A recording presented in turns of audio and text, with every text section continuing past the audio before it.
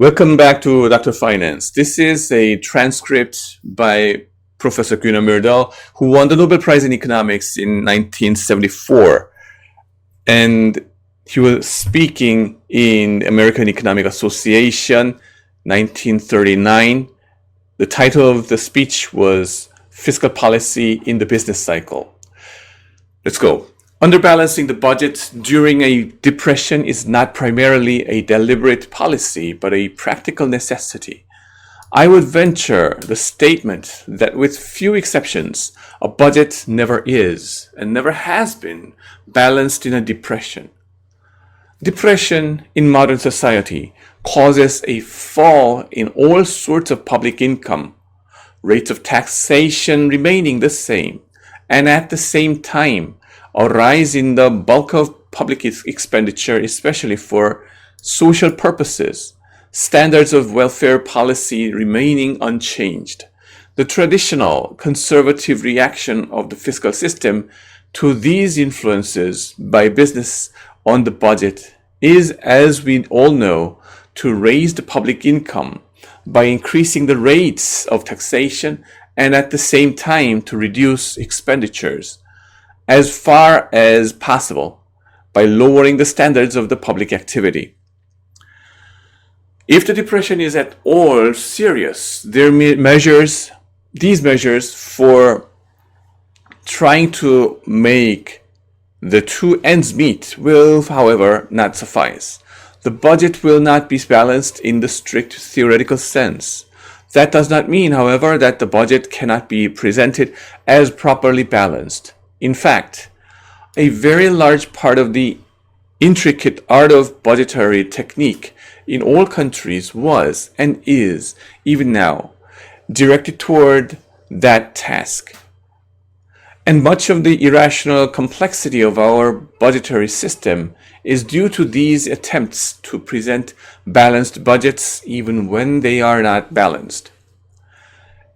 Any budget has ample possibilities of concealed deficits in all its corners, hidden reserves which can be mobilized, incomes which can be accounted to an earlier year, costs which can be formally postponed without implying a real saving, e.g., payments due to pension funds and the like.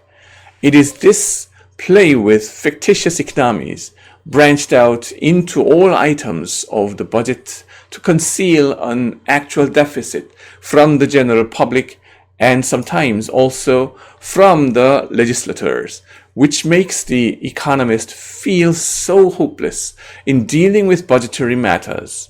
The same damage to clarity and rationality in budgeting is presented by the corresponding attempts in good times to conceal an actual overbalancing of the budget by strengthening it in all its corners, which is also part of traditional sound budgetary policy.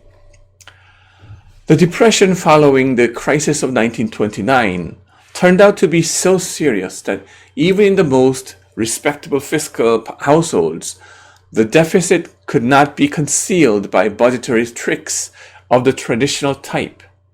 Furthermore, during this depression, an almost worldwide deliberate fiscal deficit policy, motivated by the effects of the budget on the business situation, has been proposed and to some extent put in effect.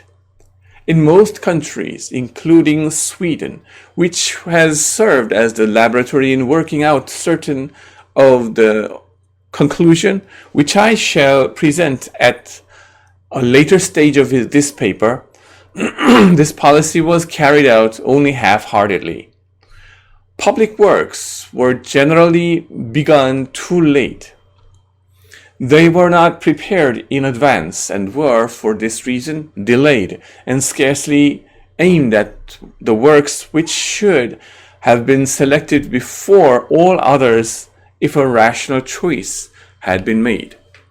They were also usually of much smaller scope than would have been desirable.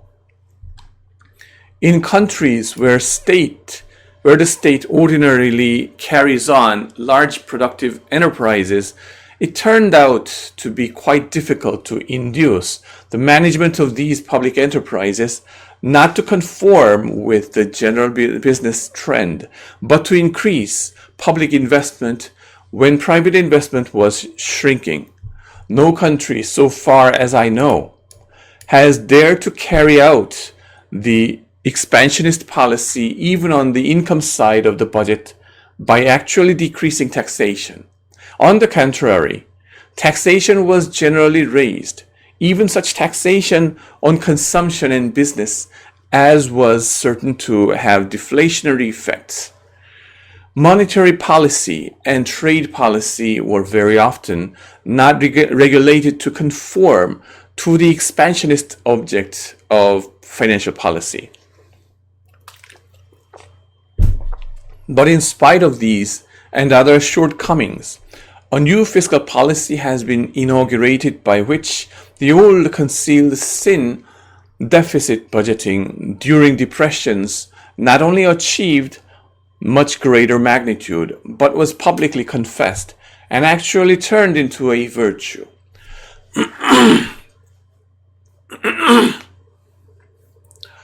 I will not stop to discuss the economic theory in back of this new expansionist fiscal policy, but only to make a few remarks in passing. It seems to me that very often this theory has been oversimplified by contrasting borrowing with taxation, thus neglecting a detailed discussion of the very different varieties of taxation. There are, however, taxes having effects more comparable to borrowing than to other kinds of taxes. Even on the expenditure side, a more detailed discussion of the different effects of various expenditures is called for instead of the broad statements commonly utilized in monetary theory. I would like further to point out that the question which has been so much discussed, particularly in this country, whether deficit spending has self-perpetuating effects and whether it, therefore, can be utilized as a start with which then can be safely discontinued, has a very different impact depending on whether the general trend of production and national income is unbroken as it is, for instance, in Sweden, or broken as in America, i.e., if we are dealing with a depression in the sense of a temporary setback or with a prolonged stagnation. Business stagnation points to specific maladjustments in the structure of the economy and therefore calls for perhaps radical changes in the whole institutional framework of the economy. To my mind, it is an understatement detrimental to this much larger adjustments problem when this problem is dealt with in the euphemistic terms of business cycle policy. We are then apt to try to substitute symptomatic cures for the needed prophylactic treatment. The most that can be asked from fiscal policy in such a situation is that it produces the necessary breathing space for reforms attacking the deeper cause of maladjustment. The effect of deficit spending on the increase in private investment will naturally be much weakened, if not reversed, during a stagnation in which business confidence in the future is at a low point. Or to state it more specifically, if we are dealing with predominantly capitalistic economy like America, where in addition public economic activity is by tradition very narrowly restricted and public spending in profitable investment particularly limited, if furthermore that economy is experiencing an economic stagnation with business fluctuating around the trend of production, reaching only 2/3 of perhaps one half of its potential capacity. If in such a situation, deficit spending, frustrated and driven into the very narrow channels remaining open to it, is utilized to uphold national consumption and production.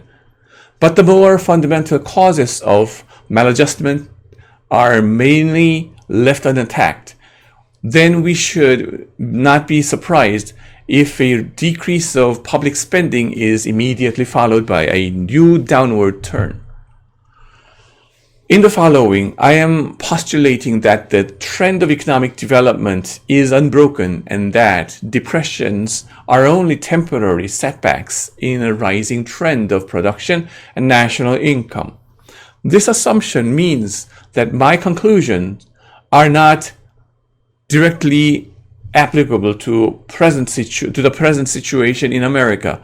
They will, however, have full bearing on the fiscal system set up as a standard to be realized within a better balanced economic development. Without going further into the theory of business cycle policy, which is being dealt with at this meeting by other speakers, I take it for granted in the following argument that the general economic reasons for deficit spending during depressions are admittedly good, in addition to the common monetary arguments of increasing total demand. There are also important purely fiscal reasons for concentrating public expenditure in the years when costs are low and for keeping tax rates at least constant, if not decreasing them during depression years. As I pointed out, the actual realization of this new fiscal policy showed serious shortcomings. In Sweden, where the depression turned into a revival as early as 1933 and where since 1935 we have had a real boom, bringing industrial production 50% higher than the peak in 1929, which in its turn was 50% above the peak of 1920.